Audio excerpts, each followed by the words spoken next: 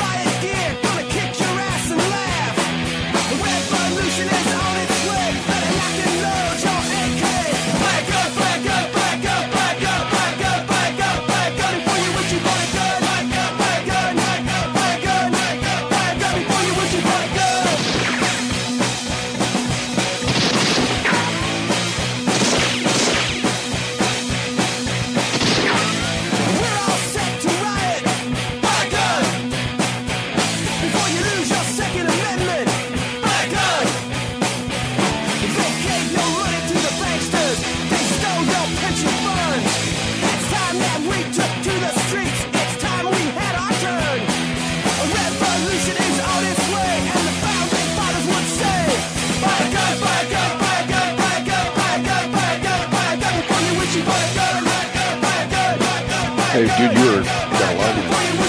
Sorry, dude, I'm trying to get my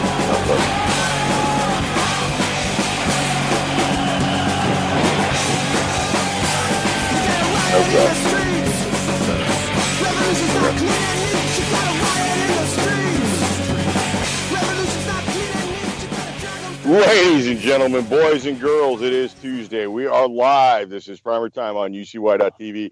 My name is Michael, and I am live on location at Alex's front yard, where we were having a great big barbecue, and it's not kosher by any means.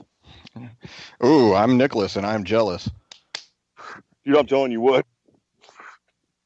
Fresh grilled crab claws, fresh grilled shrimp, you can't beat it, dude. You really can't. Yeah. That's one of the best benefits of living down here. So that's one of the things that the state to my north, which shall remain nameless, which is famous for their blue crabs. I don't see the big deal at them because these are great big stone crabs, and each claw is like 3 bites of meat. It's just pure beauty. They cook up to a nice bright orange with black tips, and yeah. Yeah. Well, ain't you lucky? Because, the only thing that we got going on, it's the week that the 100-degree temps will not end. I mean, we've been in the upper 90s all week, and it's just crazy hot here. It's not been cool here. It's been fairly warm for the past week here. It's warm enough to where, like air conditioner in the afternoon feels really, really nice. Yeah, speaking of air conditioners, because I have one that just crapped the bed this week, it has left my upstairs feeling just as hot as it is outside, and that sucks. I'll tell you what, how do you feel about buying yourself a little portable 110 to throw in a room? I thought about that, and then I said, you know what? I'm renting this place. That's what the homeowner's responsibility is for. So he's got a technician coming out tomorrow, and they should have it all fixed up because basically that means tonight you have to tonight I have to sleep downstairs. Right. What I was thinking is maybe you just go out and you buy yourself a 110 at Walmart or your local big box discount store. Get yourself a 110 and then return it. Well, I was thinking about it, but I don't follow that religion.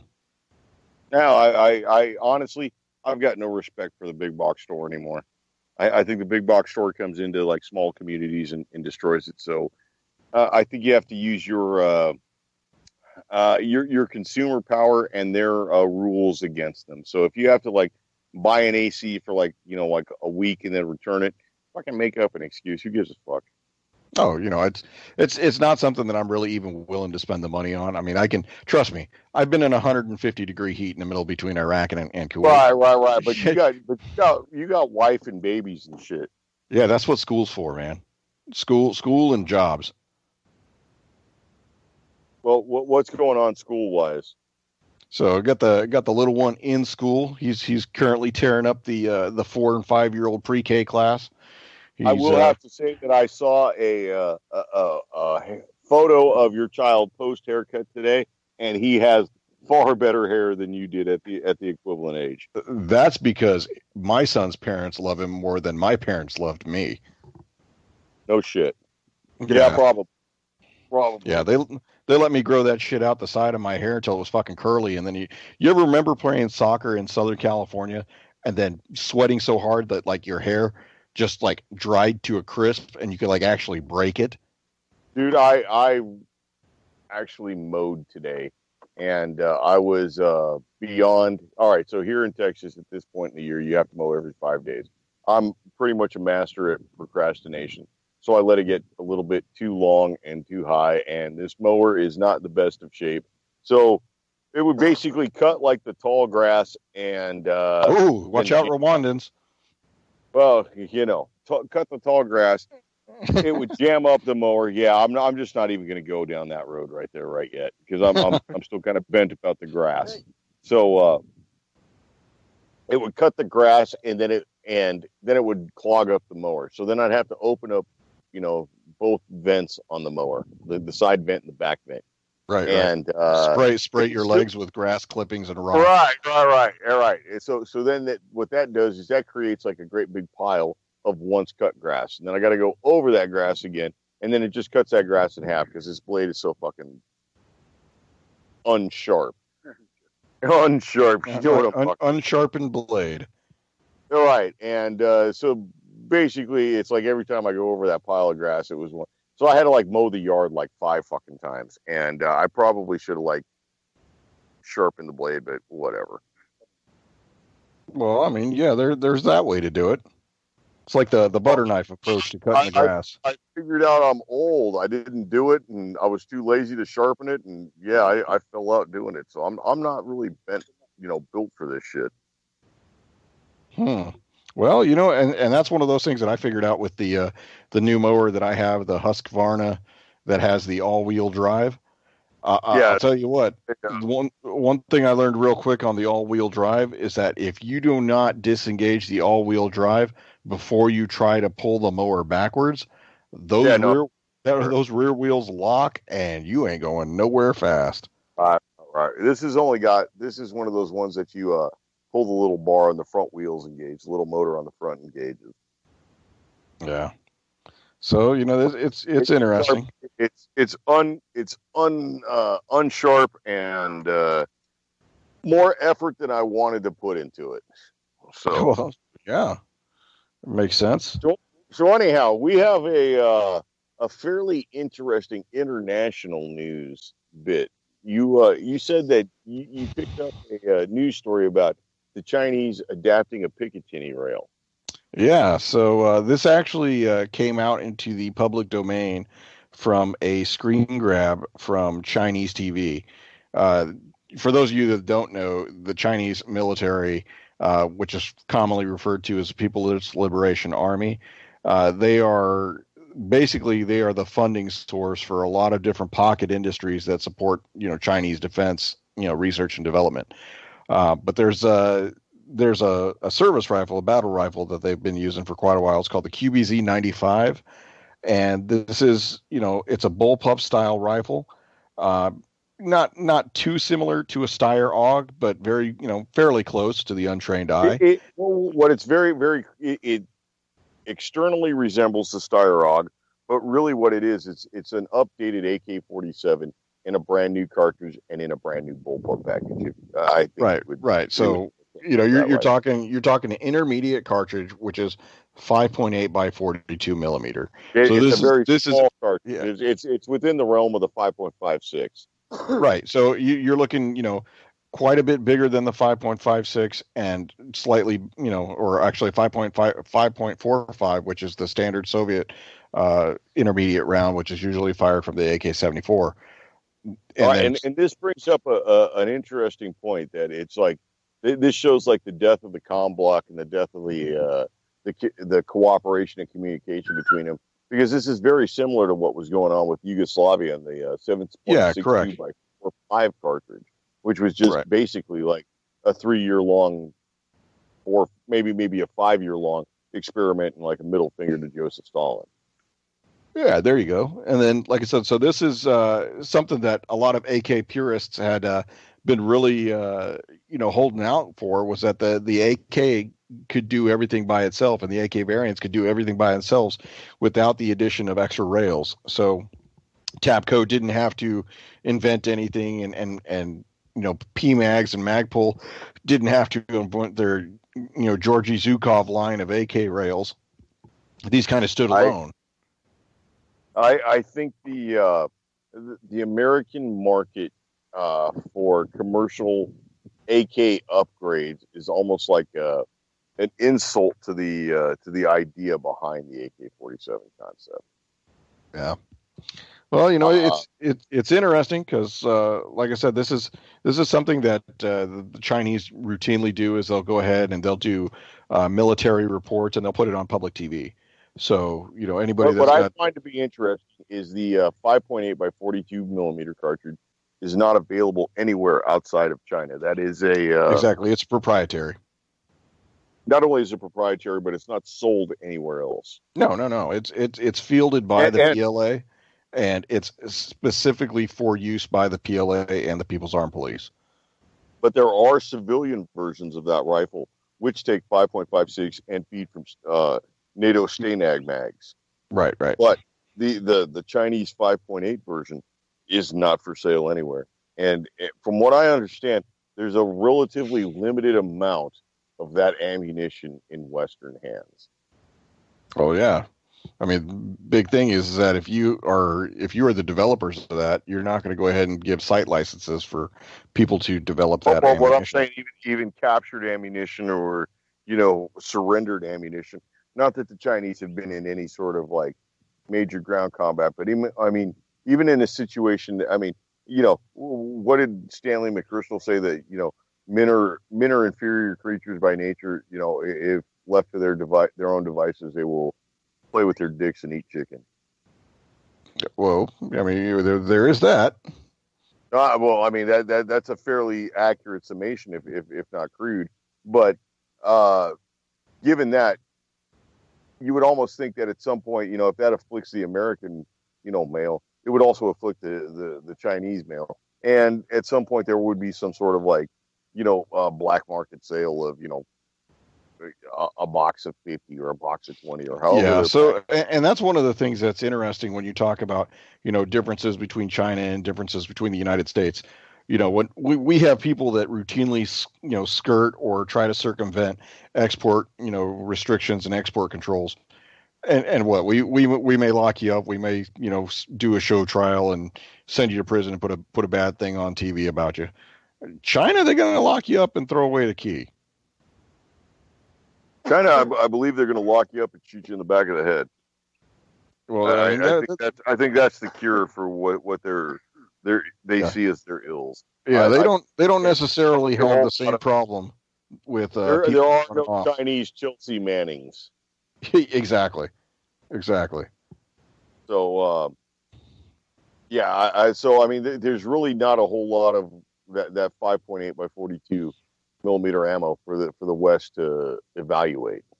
That's like a seriously, I don't know if you want to call it an undervalued or a scarce product or an important military resource. But I'd assume that's something that intel teams, when they search something, that's something they look for.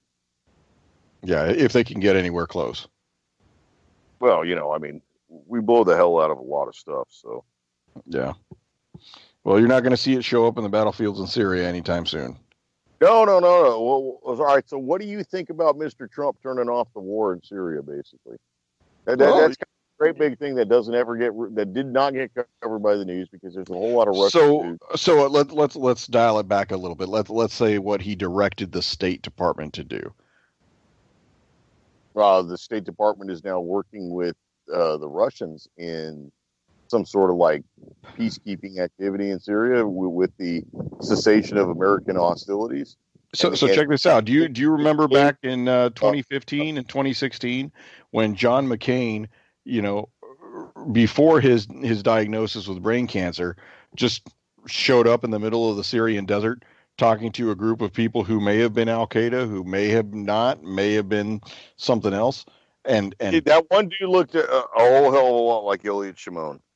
So, you've got a senator who, without authorization, was out visiting people who were attempting to overthrow a Syrian government, which is in and of itself a sovereign, kingdom, right? Kingdom / republic / whatever they want to call it. Oil bearing nation. There you go. Member of OPEC. So you have, fast forward a couple of years, and then you have those congressional hearings where Chief of Staff of the Army got up there and was answering questions from Congress, and they said, well, of the 25 people that we actually trained, 5 are still alive. So you've got some very poor return on investment in terms of equipping, training, and getting these guys to survive sustained combat. What you have right now is Donald Trump actually directing the State Department to effectively shut down the program and the pipeline, which produced 5 survivable Syrian rebels. Was 5 survivable moderate Syrian rebels, which in normal human speak means 5 moderate Al Qaeda members. 5 Al Qaeda members who are not going to behead and eat somebody's heart on TV. Yeah. So do I think that it was the right decision? Oh, I will tell you that we probably wouldn't have made any more mistakes than we already have. So how do you feel about the Russians patrolling the area between Israel and Syria? I figure that as long as they have an agreement with Syria who gives them access to the air bases, it's a reality. It's not anything to discuss. We kind of dropped the ball on that one. What do you think is going to be the Israeli reaction? Because the Israelis obviously aren't going to be happy about that. Well, they may not be, but then again, you have, let's see here. I believe it was in the news today that Donald Trump was talking with somebody from Lebanon and was saying that there was going to be a decision on Hezbollah within the next 24 hours. So, where do the octopus's tentacles go? Oh boy, that brings up a cartoon to mind. Oh, you might have studied your history books. I've seen that cartoon before. Yep. I have seen that cartoon before, and I would encourage anybody who listens to this to search up the cartoon of Bolshevism as an octopus pushing its tentacles all over the entire globe. Yeah. So interesting enough. Pay attention to the symbolism in that cartoon. So we have also, in addition to the Chinese putting Picatinny rails on their service rifles, which plenty of people thought would never ever happen. Well, I mean, but you really have to look at this whole thing. I mean, they make everything, and I mean, if you go to a gun show, all the aftermarket stuff for an AR-15 is built for a Picatinny rail, and it all comes out of China. Well, yeah. If they have the ability to build the cheap NC Star stuff that sells in the United States for, $69 or whatever, and it functions for, maybe a year and a half, until the battery rots because nobody ever changes the battery that comes with it. And if it works, it works. If not, they sell another one. But they have a special way that they make shit for the export market, and then they make stuff for their market, for their military use. It's not going to be the same. It may be like the same design of an item, but it's not going to have any of like the built-in obsolescence that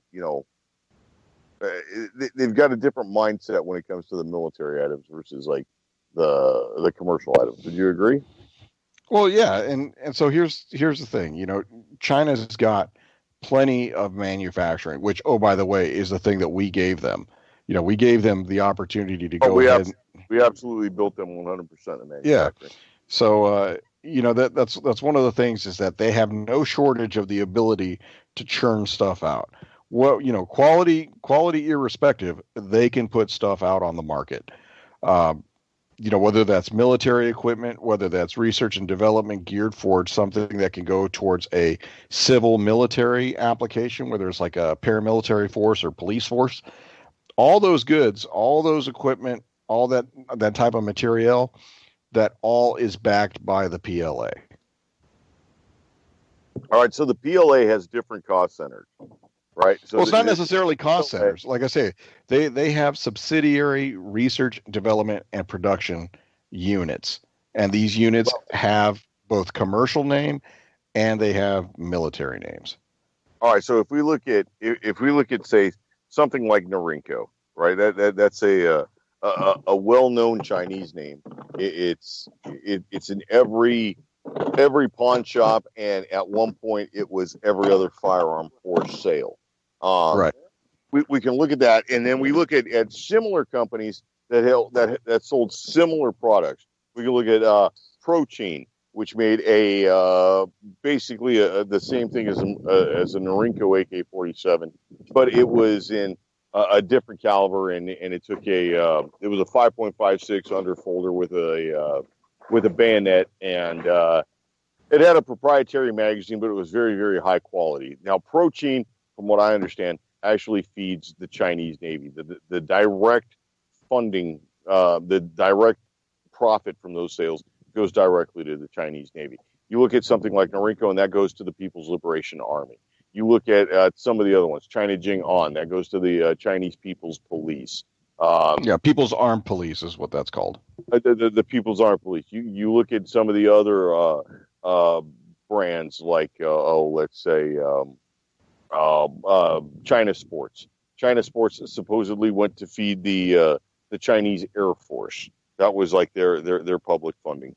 I mean, these are the subsidiaries that when they get an order, they inflate the number of contracts that they actually get to fill, but their costs are subsidized by either the PLA Air Force, or the PLA Navy.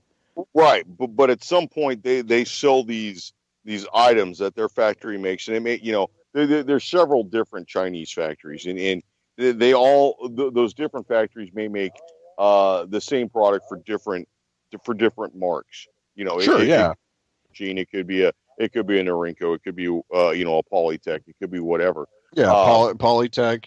You've got, like I said, you got lots of different pocket industries that are specifically in the business of manufacturing, doing the research and development, doing the distribution of weapons. But the bottom line is this: is that the money all comes and goes back to the same pot.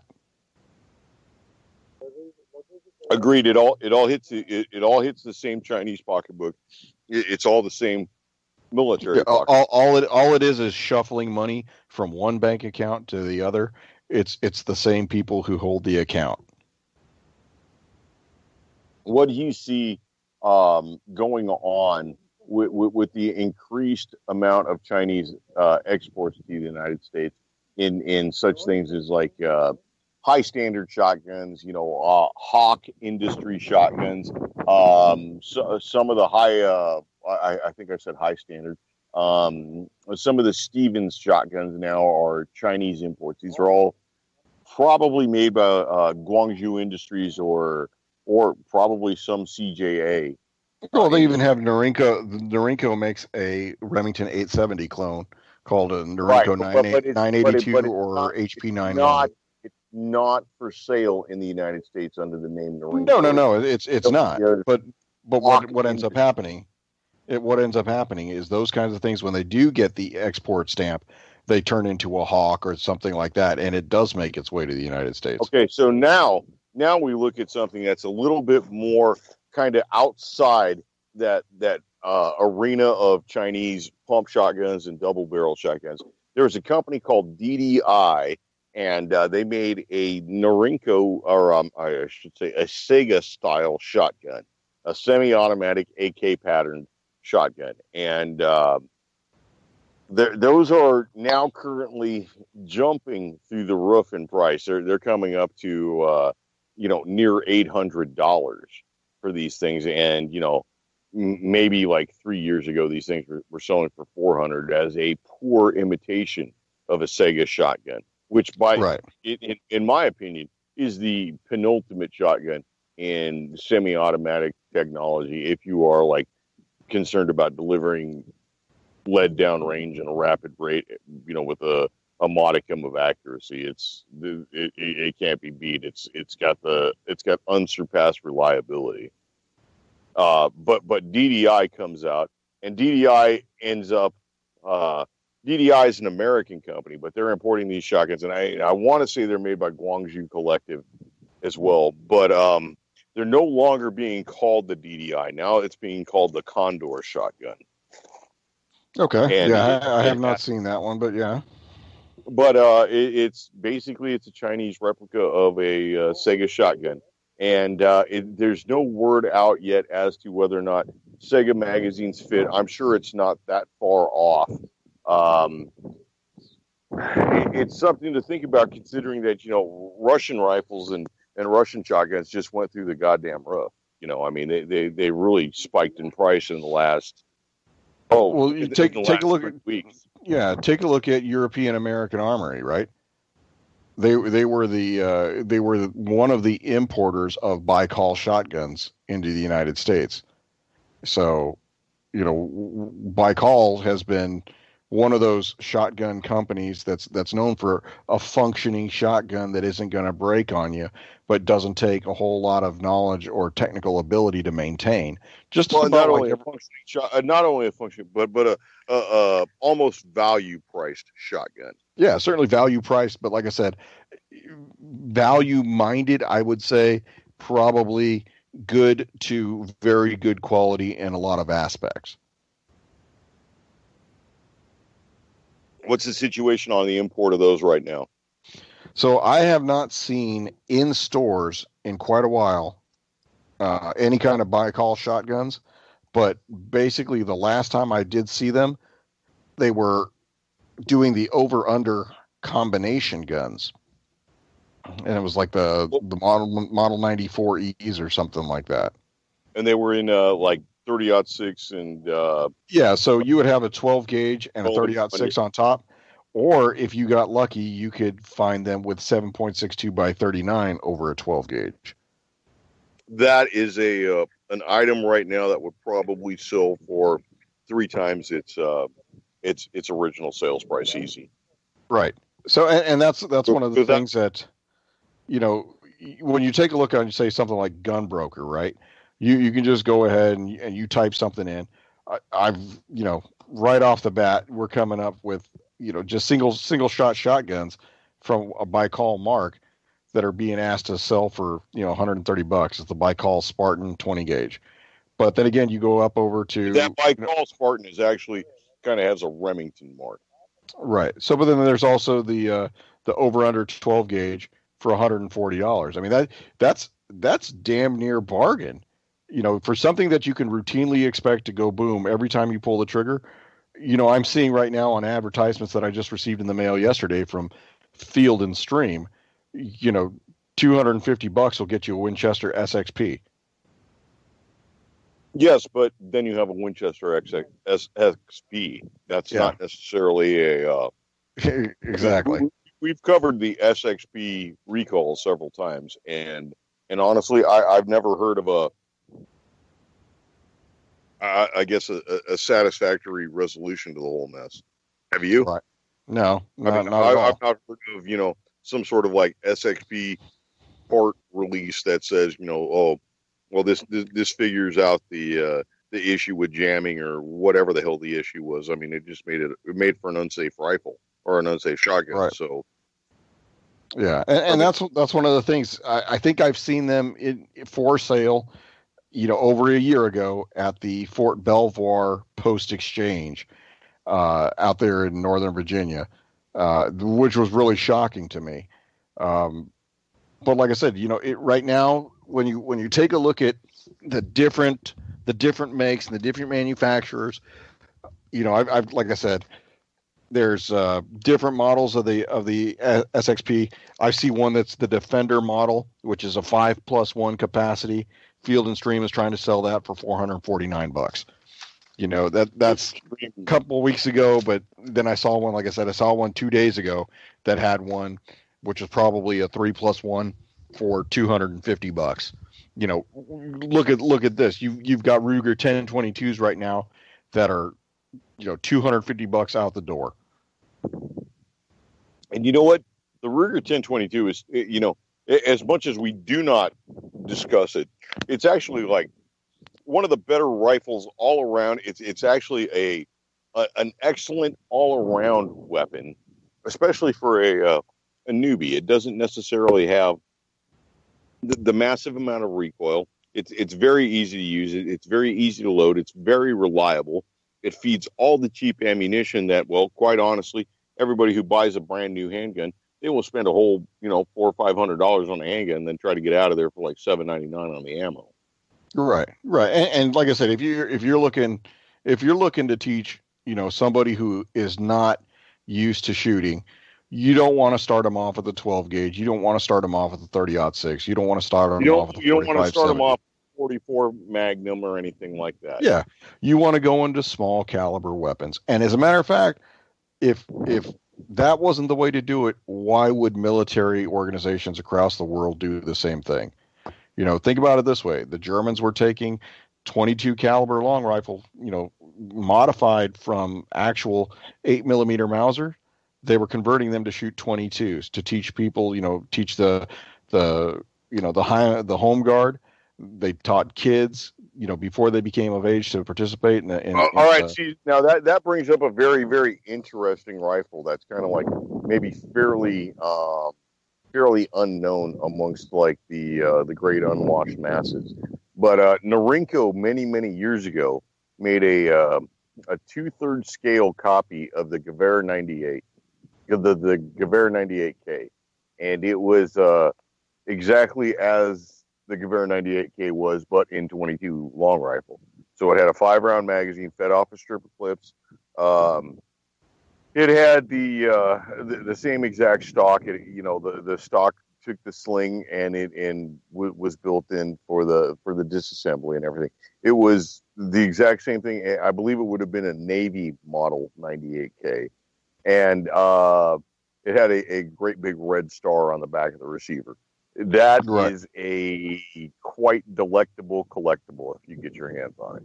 Yeah, and like I said, I keep my eye open for them. They came into the United States under a few different names. One of them was the Navy Arms 98 TUK, and incredibly well made, very un-Norinco-like in its production. Right. Well, I went ahead and dropped into chat. I dropped in a link to the Deutsche Sportmodell training rifle. So this is a scaled down 22 long rifle trainer that was used by, you know, kids and up until about 1939.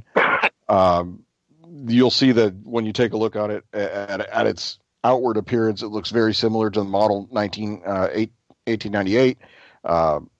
You know, just slight differences in terms of the bolt with the lugs, and then how to actually look at it and say, okay, well, this is slightly smaller. Function is all the same. That rifle is built to acclimate somebody to its big 8mm Mauser to its big brother. So, you know, it's got complete with the exact style bolt, the bolt release mechanism, as well as the roller coaster sight that is familiar on most of the 98s for anybody out there. So, you know, we used to do it with 22 rifles as well for the United States. Do you happen to have a price on that? No, because so I don't have a price on that one, but I'll tell you what, if I went to my German website and I pulled up something, if you had the ability to German, this thing would probably cost you a grand total of 150 euros. Well, that's kind of like that's deceptive, like in how it works, because it may be a low price of 150 euros, but then you also have to like deal with all sorts of licensing and regulations and import stamps and whatnot. Oh yeah. I mean, trying to get something like that. I mean, I'm looking at it right now. They have, you know, 22 long rifle. Single shot things ranging from as low as €30, going up to Viraux, which are match 22s, and those are €300. Excuse me. Yeah. So, it just depends. And they have far more availability of different brands in terms of the small caliber weapons. And I mean, you look in the American, like, 22 long rifle market. You basically, you're going to come up with either Ruger, you're going to come the standard Marlin brands, or you see like the ultra bargain brands, and the ultra bargain models of those certain brands. So I mean, there's a lot of CBC. What is that? A CBC 915. 22 rifle out there with kind of almost a proprietary magazine that, could be like cobbled together from another magazine or something like that. I think I think the Remington 597 magazine is very, very similar, but it's not necessarily a lifetime magazine. It's not necessarily a lifetime rifle. And a lot of these Chinese and miniaturized copies of like the 98K in particular, these things are meant to last a good long time. Oh yeah. These, you can get a model that was, built in 1939, and that thing will still fire straight and true like it did back then. Kind of along those lines, one of the greatest heartbreaks I've seen at a gun show is it's a Harrington and Richardson revolver, and it's in 22 long rifle, and it's a 9-shot revolver, and it actually breaks open like a Webley or something like that. And it's a very nice, well-made pistol for the time. I think they were made probably from sometime from like maybe 1936 to like maybe like sometime in the mid 50s, towards the late 50s.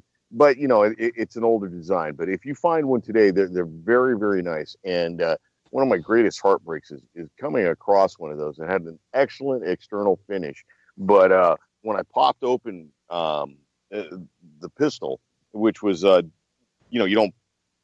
opens up like a Webley. So what you end up doing is you end up pulling the rear sight and unlatching it at that point. It kind of like breaks open from a point diagonal to the rear sight, right at the front of the trigger guard, and the cylinder had about 4,000 pits in it from somebody dry firing it. Yeah. And that's one of those things that, every time you see that, you just think, God, did anybody not ever tell you not to do that? What it actually like made me think is that some little kid broke into Grandpa's safe or Grandpa's gun cabinet and grabbed that and like pointed it at the TV during like every Army movie, every cowboy movie he ever watched, and just click bang, click bang, click bang in that little kid's head. Oh yeah.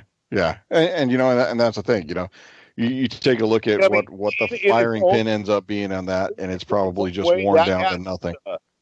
That in its own way, that has its own value, but it's, that's just not it there for a shooter. Yeah. And that's sad too, because, chances are, if you have a grandfather who's still alive from World War II generation, chances are maybe these are being what are floating around the gun buyback programs at the police departments across the country. They're getting these 22 trainers. It's like painful to see. Oh, definitely. I mean, to me, every gun buyback before I see anything, it's just painful to watch every time. Oh yeah. So, oh well. I've seen far too many, even outside of the very rare very rare M3 grease gun or something that came back. It's just even some of the cheaper commercial model 22s that go there that are in they're in pristine condition. That Grandpa hadn't shot that thing since probably the summer of '62. Oh yeah, yeah. And everybody's scared because that's a killing machine. Yeah, it's complete with what did we say earlier? Baby killer bullets. 88 Magnums, dude. 88 Magnums with Teflon coated brick busters. There you go. Guaranteed to whip right through a school. Yeah. So, what do you think about? Speaking of ripping right through a school, what do you think about the trolling that's going on for the Minneapolis Police Department, where a concerned group of citizens have taken to putting up warning signs in their community that the police in the Twin Cities are easily frightened? I've seen that sign. I find it to be uh, probably one of the finest examples of civil disobedience on record. It's a high quality sign. It's on metal. It's made of the reflective orange background and the standard like black tape that you or the black color that you would see like on a 55 mile per hour sign. And honestly, the caricature of the police officer in kind of like a jumping, startled motion. I don't know how you would describe that. I mean that's accurate. It's not necessarily a standardized caricature of an officer of the law that we see, but it would appear that he's like very, very startled and firing a weapon into the air. Two weapons. So I went ahead. Right. I went ahead and dropped a copy of that in chat. So the interesting thing is that the chief of police came out because apparently she was on a leave or vacation when the shooting actually occurred, and she came out and said, this didn't have to happen. The individual didn't have to die. Yet somehow the individual officer somehow has not been made to give a statement, and the word. Oh, he's not spoken a word. Yeah, so he's not saying nothing, and the police benevolent association is not inducing him to speak or enticing him to speak. So the chief of police has actually tendered her resignation, and this is interesting because at this point I think we've hit these conversations before. These things are going to keep happening so long as at this officer in its own. This officer is a Somali immigrant, a recent Somali immigrant to the Twin Cities area. Because there's really like a lot of like comparable differences between like Somalia and Minnesota. Land of 1,000 lakes and all that. Yeah, well, one of the whitest states in the nation, right? Right. So they bring between Vermont, New Hampshire, and Utah. I think you've got Wisconsin or Minnesota. What it used to be. It's not that way anymore. So you mean it's not all populated by squareheads? Not anymore. No. I believe the Norwegers are being displaced rapidly as but we see that this guy is an affirmative action hire, and not only is he an affirmative action hire, he's reported to be a fast track member. Oh yeah, definitely. And relating to your cause, he is the protected class. Well, not only is he the protected class, but I mean, relating to your cause and my cause directly, the entire reason behind this show is this guy ended up discharging his weapon across the waist. Another officer. And through the door. Yeah. Not shoot through an open window. He discharged the weapon across the other officer's, personal fucking bubble and whatever, and in through the vehicle door. Yeah. This is one of those that I think that at some point the mayor is going to have to come out and say, what, we are going to have to conduct not only the full and thorough investigation, but we're going to have to go ahead and charge the officer with murder, because I believe that the cause of death has been declared a homicide. We're going to end up with a really weird situation in this, where you're going to find a police department that is now kind of under investigation and with a real push behind it to move for change. Like the citizenry is actually kind of like fed up with it. I mean, these little signs that you mentioned earlier. I mean, there's number one, there's a significant investment involved in those, and I mean, you just not in the production, but even in the promotion of these signs. There's an involvement of cost and risk. But so here's my question. Wait up. The biggest thing is what is going to happen when there's actual movement in the police department and policy and procedure, but it comes about as the result of a white woman being killed. Well, see, and that brings up my question. The BLM outrage at this point. Because, I mean, yes. For Christ's sake, we have, what's his name, D. Ray McKeston? He's all kinds of like crazy because like a monkey in the new Planet of the Apes movie is wearing a vest, and he's like claiming that's his, they're representing him and degrading him through that. So, I mean, like, where does like this idiocy and honest to God, like unbridled paranoia end? Well, and so here's the thing. So doesn't it say a little bit about the hypocrisy of the news media in pushing a narrative where, you know, all of a sudden you have the police who are, you know, out to kill people in Minneapolis, but yet you've got, you know, police killings in New York City and Chicago on a daily basis, and nobody's calling for, you know, either His Honor Bloomberg or His Honor, you know, Emmanuel to step down. There's no calls for their chiefs of police to stand down. No, I don't. Is that just the easy target? Is that the low hanging fruit? If you call for the ballerina Emmanuel to step down, I believe he'd be termed anti-Semitic. Well, I mean, you know, what else is there? I guess that's all they've got. That's all they've got. Because if you got beyond that, the reasons to call out Rahm Emanuel are innumerable. Yeah. So you like listening to Tucker Carlson? Haven't you said that in the past? You enjoy some of his stuff? I find Tucker Carlson to be an interesting study. I will not endorse Tucker Carlson. I find his point of view to be interesting, and I find his progression from where he used to be years ago to where he is now to be fairly interesting. Much in the same way that I found Glenn Beck's rise from, you know, AM radio kind of neophyte to, you know, failed media monger at this point. I find Tucker Carlson to be fairly interesting. I'll tell you this: I've not seen Tucker Carlson call out the merchant. I will be. No, you know what? But he didn't. He not necessarily hasn't called out the Red Sea pedestrians, but he did happen to call out, you know, House of Representatives from California, Maxine Waters, and that's lately been in the news. And he pulled the John Ossoff treatment and asked her why she's living in a multi-million-dollar mansion outside of the district that she represents. What was her answer? I'd like to actually hear what her answer was. That's a very good racist. And she wasn't talking about him watching NASCAR. That's funny.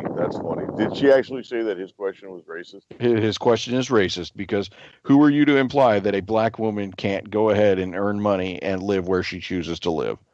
You're racist. That's straight out of the playbook. That's the perfect answer. All right. So what would you consider to be the playbook? Well, so the playbook is first off, like if you want to like read inside to the bad guys, what you and I would consider to be the bad guys, straight up honest, because I mean, you and I have our own beliefs, and you know, we're Americans. We actually like really believe in this thing, and so who would you consider to be the bad guys? So what do you think? Like one of the main books that exposes their plans would be? Because I've got a book right on the tip of my tongue right now. I'll say it. Oh, you're gonna say the Torah? The Torah, the Talmud. All right. So let's move on to book number 2, which is like corrosive to the United States. Good job. I appreciate that. I shall be hitting your Patreon later on. Yeah. So you've got Rules for Radicals that's out there. I was going to say let's go with Rules for Radicals. That's a book written by Saul Alinsky, who is the co-author and the what is the supposed ghostwriter of Tales from My Father. What's the name of the Obama book? Yeah, that Dreams of My Father. Dreams of My Father. And Rules for Radicals is a very, very interesting read. It's not necessarily a very long read. It's not the Gulag Archipelago. It's not War and Peace. It's not Romeo and Juliet. It's a very, very short read, and I think it's kind of a vital read. I don't know how. Yeah, I mean, put it this way. If you're I heard active with, if you're angry with what's going on. So here's one of the things that I've learned over the last 20-something years of dealing with people from all parts of the country, all walks of life who serve in the Army and in the larger point, the U.S. military. You can't talk to somebody who's got a passion for their beliefs in a way that basically tells them that they're wrong, right? You're never going to get your point across if you come up and you tell somebody you're wrong. And I think that's largely why people shunned the Democratic Party during this last election, because outside of telling people that they're wrong for wanting to support Donald Trump, they were deplorable and things like that. Well, they attacked people at their beliefs. So that didn't work out for them.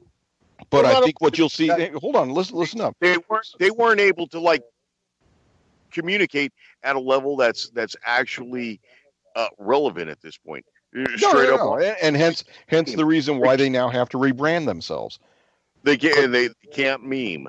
They can't meme. Yeah. So check this out. So you have the Democratic Party, and to a large extent, people who are socialists that are feigning allegiance to the Democratic Party just to get in the game. You have people who really don't want to have any kind of discussion with anybody who doesn't believe the way they believe. You see that they want to shut down free speech, when during the last 8 years, it was all about having the dialogue and having the ability to come to the table. Now that the tables are turned, they don't want you to have that opportunity, and they don't want you. I mean, the Berkeley riots are the same exact thing that plays out. We don't want you to have your First Amendment right to say what you believe because it runs counter to what we think. That wasn't cool 8 years ago. They told people who were of the conservative or libertarian mindset, shut up, sit down. I've got a pen and I've got a phone, and God bless whatever Congress says. I'm going to do what I want. So I'd like to recommend a YouTube video at this point. It's "Ain't No Rest for the Triggered" by Reginald Fraser. It's a very simple search, and it will come right up. "Ain't No Rest for the Triggered." I wish that was a royalty-free song so we could use that at some point. Yeah. Well, so, like I said, the bottom line is this: is that if you've got to talk to people, you got to be able to show them that while they have a passion for something, and it may not be something that you share, you have to commend them, because I'll tell you, you're going to get more flies with honey than you are with a shotgun. Tell me if you've heard that one before. I truly believe that. You will get more flies with honey than you will with vinegar. But at some point, you have to realize that people may be looking to you and others for honey, and not actually getting any more suitable sustenance than your honey.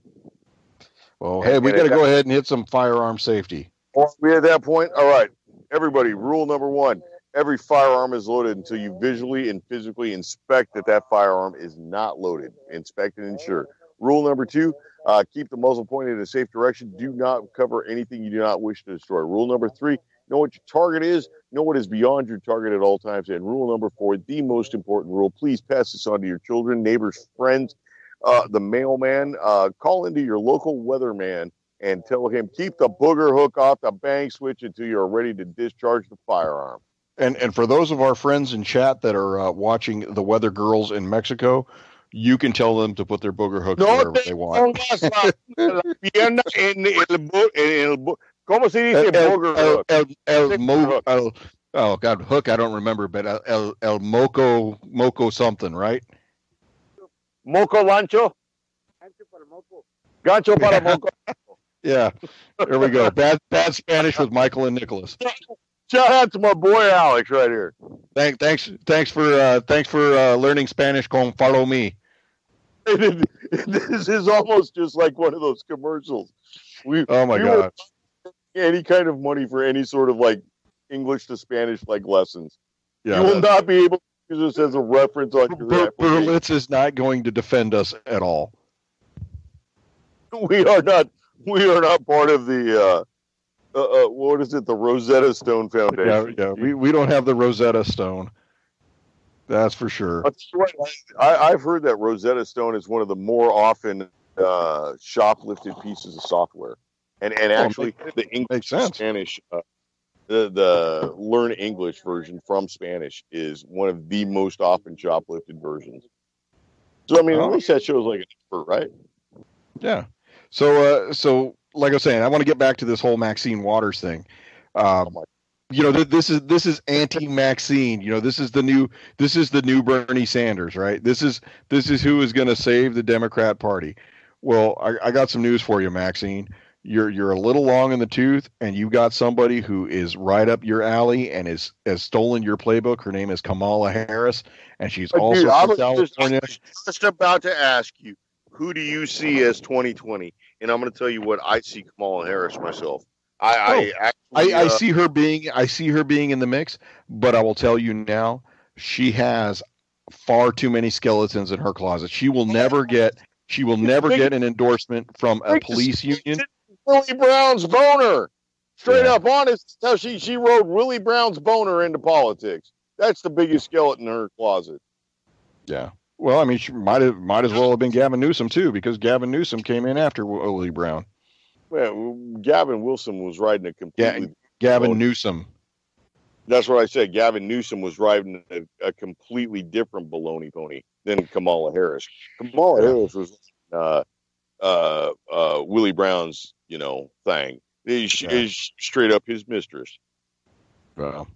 So, the interesting thing is that I think for Maxine Waters, she's a day late and $1 short. Maxine Waters is she's a throwback to almost that lazy John Conyers style of activism, and John Conyers, what's the other guy? I can't remember his name. I believe he's out of like Philadelphia, and oh shit, he was on the last committee with Trey Gowdy, Elijah Cummings. Oh, he's from Maryland. Elijah Cummings out of Maryland.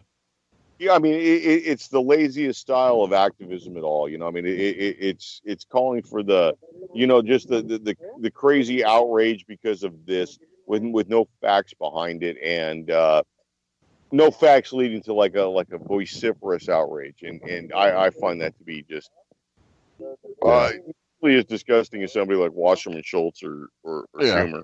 So hey, we only got a couple minutes left, and I wanted to talk to you and get your opinion on the tragedy that occurred at the parking lot at Walmart, where the semi-trailer was opened up, and a bunch of illegals were found deceased inside, and a bunch of them were near death.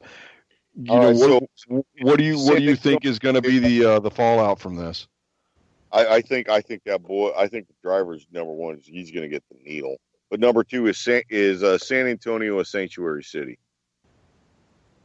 Well, so you take a look at it. Most major cities in the United States are.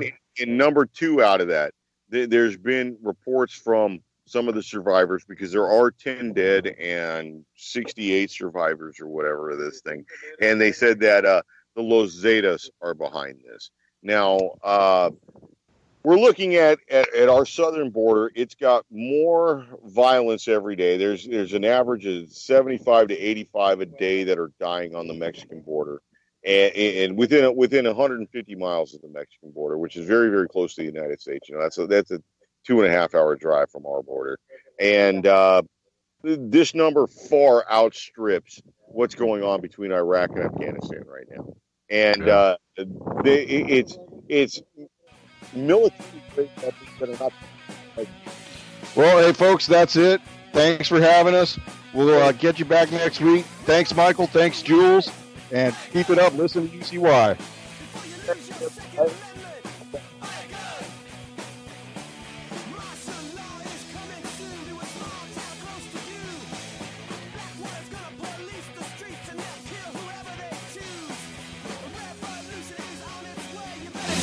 Patriot